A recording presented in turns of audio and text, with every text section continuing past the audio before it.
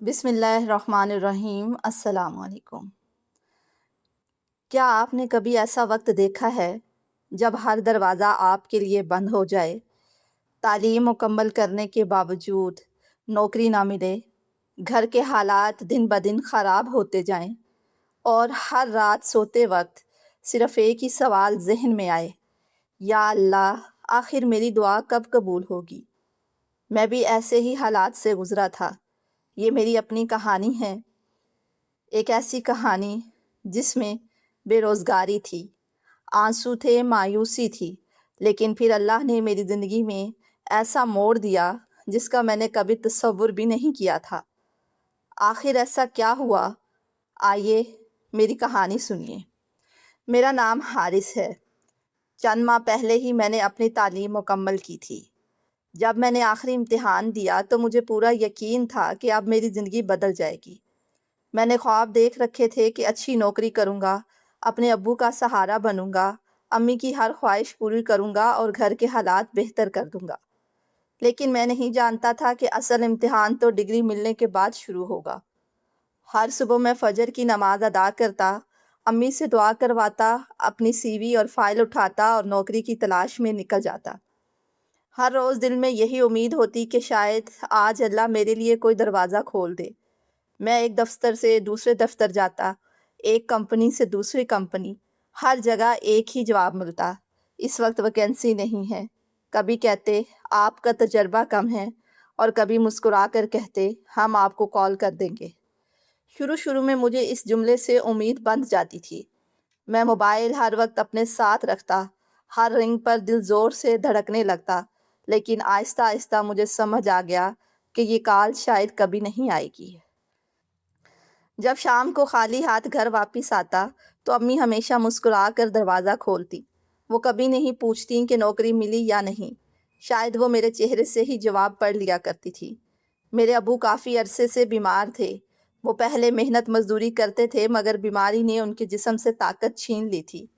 روز دوائیاں خریدنا بھی ہمارے لیے مشکل ہوتا جا رہا تھا۔ امی لوگوں کے کپڑے سلائی کر کے کسی نہ کسی طرح گھر چلاتی تھی۔ میں اکثر رات کو جاگ جاتا تھا اور دیکھتا تھا کہ امی سلائی مشین کے سامنے بیٹھی ہوئی ہیں۔ ان کی آنکھیں سرخ ہوتی، ہاتھ تھکے ہوئے ہوتے، لیکن وہ صرف ایک ہی بات کہتی: بیٹا اللہ پر بھروسہ رکھو۔ ایک دن میں پانی پینے کے لیے کچن میں گیا۔ میں نے دیکھا کہ امی آٹے کے ڈبے کا ڈھکن کھول کر اندر دیکھ رہی تھیں۔ وہ چند لمحے خاموش رہیں، پھر آہستہ سے ڈھکن بند کر دیا۔ میں نے بھی نظر ڈال کر دیکھا، صرف چند مٹھی آٹا باقی تھا۔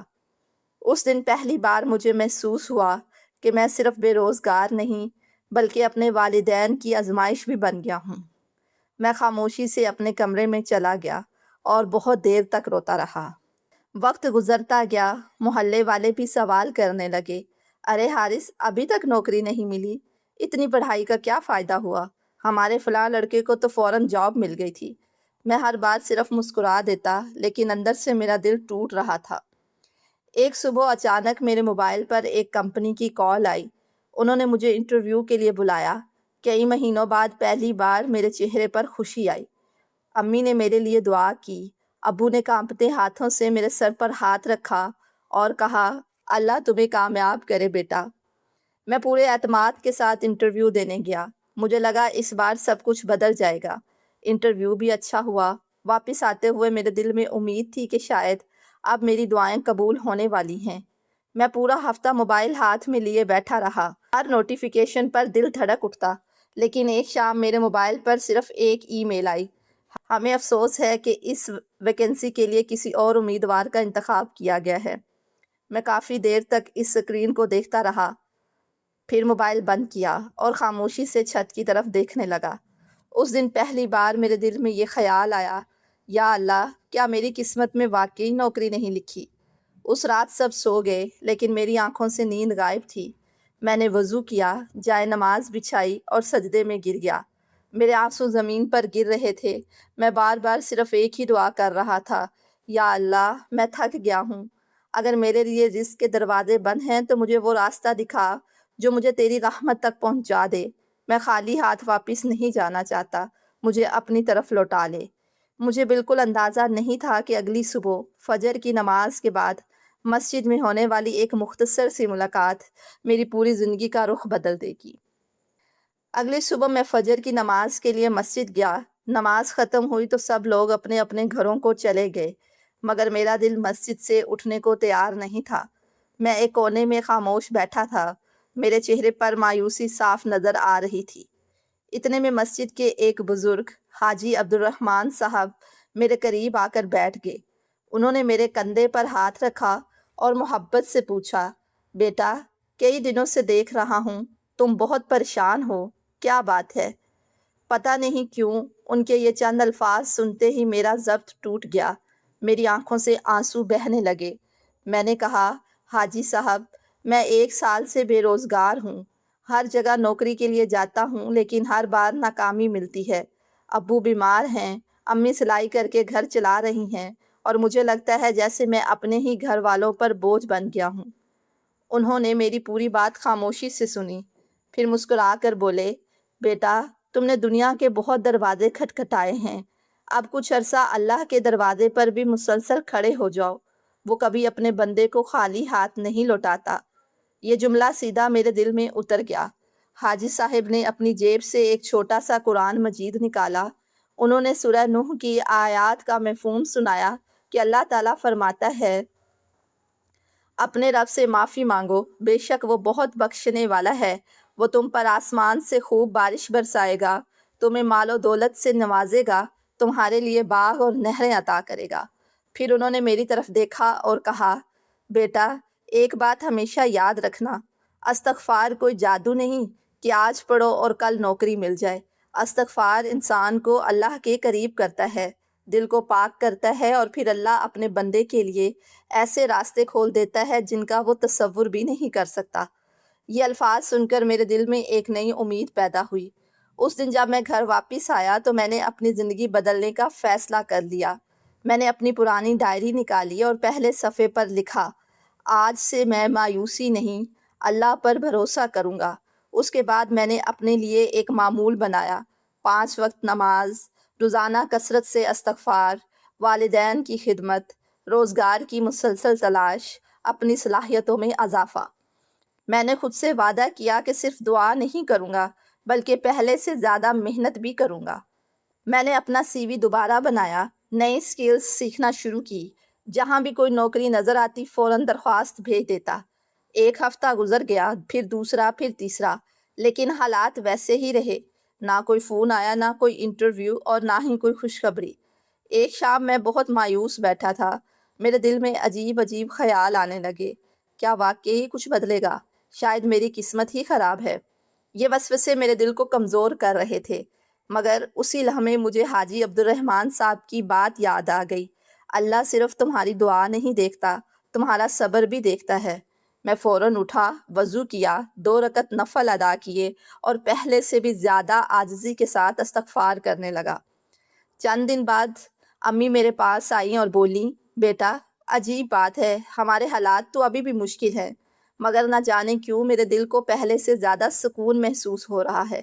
میں نے مسکرا کر ان کی طرف دیکھا، میں نے کچھ نہیں کہا، لیکن دل ہی دل میں سوچا، یا اللہ، شاید تو پہلے ہمارے دلوں کو بدل رہا ہے، پھر ہمارے حالات بدلے گا۔ اس دن مجھے پہلی بار محسوس ہوا کہ اصل دولت صرف پیسہ نہیں ہے بلکہ اللہ کی طرف سے ملنے والا سکون بھی ہے۔ اسی رات میں معمول کے مطابق استغفار کرتے کرتے سو گیا۔ اگلی صبح جب میری آنکھ کھلی تو میں نے اپنا موبائل اٹھایا، اسکرین پر ایک نامعلوم نمبر سے 3 مسڈ کالز تھیں۔ میرا دل زور زور سے دھڑکنے لگا۔ میں نے کانپتے ہاتھوں سے اسی نمبر پر واپس کال ملائی، مگر مجھے بالکل اندازہ نہیں تھا۔ السلام علیکم، کیا میں حارث سے بات کر رہا ہوں؟ جی، میں حارث بول رہا ہوں۔ ہم نے کچھ عرصہ پہلے آپ کا سی وی دیکھا تھا، ہماری کمپنی میں ایک اسامی خالی ہے، اگر آپ چاہیں تو کل انٹرویو کے لیے آ سکتے ہیں۔ یہ سنتے ہی میری آنکھیں بند ہو گئیں۔ میں نے دل ہی دل میں کہا، الحمدللہ، لیکن اسی لمحے میں نے خود کو سمجھایا، حارث، اس بار صرف نوکری کی امید مت رکھ، اللہ کے فیصلے پر امید رکھ۔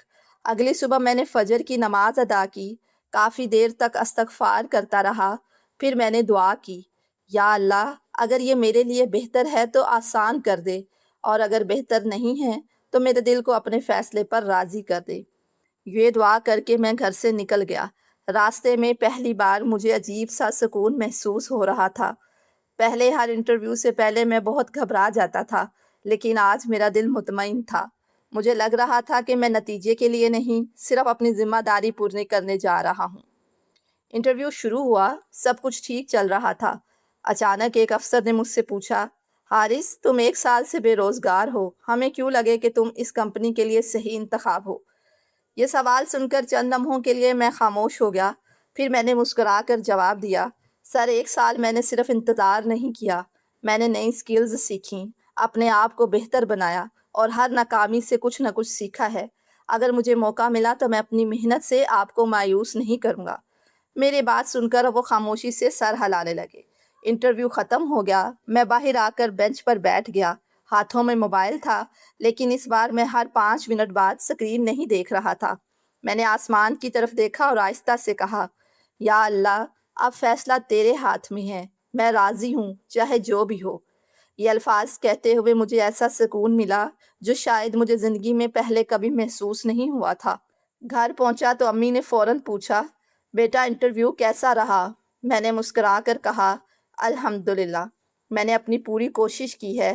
امی نے صرف اتنا کہا، بس پھر فکر نہ کرو، اللہ بہتر کرے گا۔ اس رات ہم تینوں نے مل کر نماز پڑھی، کافی دیر تک دعا کی اور میں معمول کے مطابق استغفار کرتا رہا۔ 2 دن گزر گئے، کوئی کال نہیں آئی۔ رات کو میرے دل میں پھر خیال آیا، اگر اس بار بھی نوکری نہ ملی تو؟ پہلے شاید میں ٹوٹ جاتا، مگر اس بار میں نے فوراً استغفار پڑھنا شروع کر دیا۔ میں نے اپنے دل سے کہا، میرا کام کوشش کرنا ہے، فیصلہ اللہ کا ہے، اور نہ جانے کیوں یہ کہتے ہی میرا دل پھر سے مطمئن ہو گیا۔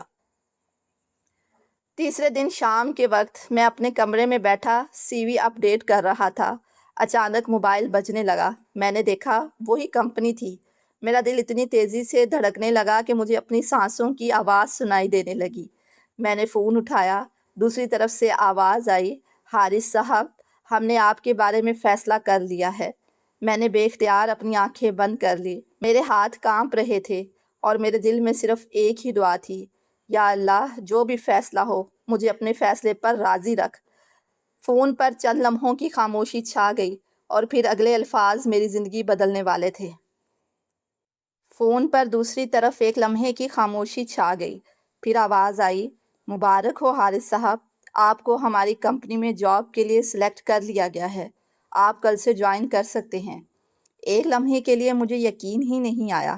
میرے ہاتھ سے موبائل تقریباً گر گیا۔ کیا آپ سچ کہہ رہے ہیں؟ میں کانپتی ہوئی آواز میں بولا۔ جی بالکل، آپ کی کارکردگی اور آپ کے جوابات ہمیں پسند آئے ہیں۔ فون بند ہو گیا اور میں وہیں کرسی پر بیٹھ گیا، خاموش، بے حرکت۔ پھر اچانک میری آنکھوں سے آنسو بہنے لگے۔ میں فوراً اٹھا، وضو کیا، جائے نماز بچھائی اور سجدے میں گر گیا۔ میرے ہونٹ لرز رہے تھے۔ یا اللہ، میں نے تو صرف تیرا دروازہ کھٹکھٹایا تھا اور تو نے مجھے کہاں سے کہاں پہنچا دیا۔ میں دیر تک سجدے میں روتا رہا۔ یہ رونا شکایت کا نہیں تھا، یہ شکر کا رونا تھا۔ اگلے دن میں پہلی بار دفتر گیا، صاف کپڑے، اعتماد بھرا چہرہ، مگر دل میں عاجزی۔ اب میں وہ شخص نہیں رہا تھا جو ناکامی پر ٹوٹ جاتا تھا۔ میں نے سمجھ لیا تھا کہ رزق صرف کوشش سے نہیں بلکہ اللہ کے حکم سے ملتا ہے۔ پہلی تنخواہ ملتے ہی میں سیدھا گھر گیا، والد کے لیے دوائیں لایا، گھر کا راشن بھرا اور اپنی والدہ کے ہاتھ چوم لیے۔ میرے والد کی آنکھوں میں آنسو تھے۔ بیٹا، اللہ نے ہماری دعا سن لی۔ میں آہستہ سے بولا، ابو، شاید یہ صرف دعا نہیں تھی، یہ صبر، استغفار اور یقین کا نتیجہ تھا۔ چند دن بعد وہی حاجی عبدالرحمن صاحب مسجد میں دوبارہ ملے۔ میں ان کے قدموں میں بیٹھ گیا۔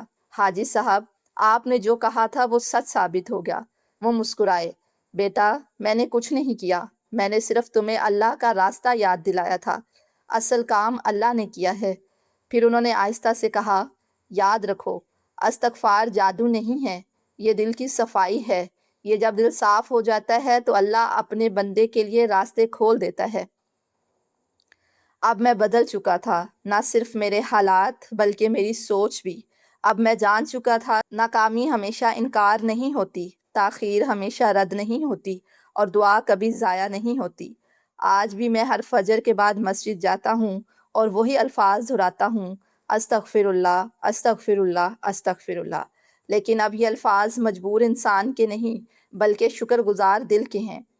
اگر آپ کی زندگی میں بھی دروازے بند ہیں تو یاد رکھیں، انسان بند کرتا ہے لیکن اللہ ہمیشہ بہتر دروازہ کھولتا ہے۔